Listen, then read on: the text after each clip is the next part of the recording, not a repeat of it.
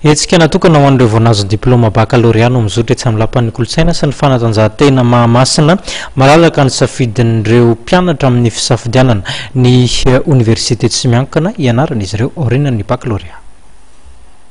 Araka ny fanampanantenain'ny fikambanana Mata Jeune dia natomboka androany ny andiany faha 1 amin'ny hetsika salon des études supérieures izay sehatra iray natokana ho an'ireo tanora eo andalam-pikarohana fitoeram-pampianarana ambony anohizany ny fianarany.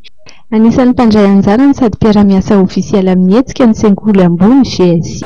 Tolotra vaovao dia fisokafana université GSI Tosy izay arovana tolotra manokana zany mandritra ny hetsika ity satria nataony latsaka be zany ny écolage mba hanampiana an'ireo any amin'ny périphérie 40 000 ariary dia 0 ariary ny droit d'inscription eto amin'ny salon ianao no s'inscrire raha ny fenitra dia mitovy amin'ny GSI Antaninarenina Analakely ambody Flao ihany GSI Tosy kalitao mpampianatra olona mananatra ikefa daholo fa izay zany ny vaovao amin'ity année scolaire 2014-2015 ity.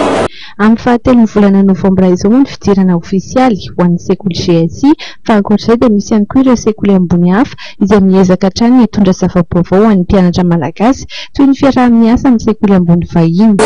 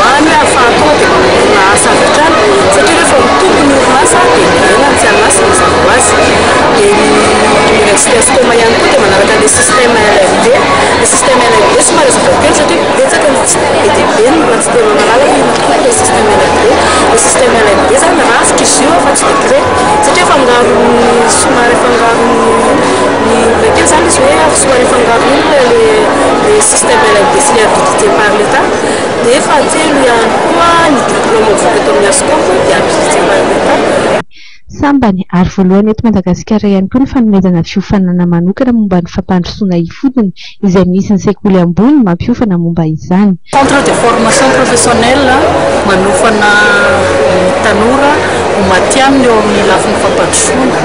Anisan'ny tolotra vaovao ho antsika eto Antananarivo sy ihany koa antsika any province ny centre de formation développement local. Filière vaovao izy ity raha eto Madagasikara ny resahana satria ity ihany zany no azo atao hoe université voalohany manofana olona ho maty amina eo amin'ny lafin'ny fampandrosoana ifotony. Ny fampandrosoana ifotony izay raha mahafantatra fa efa mandroso dia mandroso fa antsika eto Madagasikara amin'izao fotoana izao. Raha ampitso moa no mifarana ny hetsika salon des études supérieures ka mbola afaka manararaotratra izany ireo tanora mitady fampianarana ambony.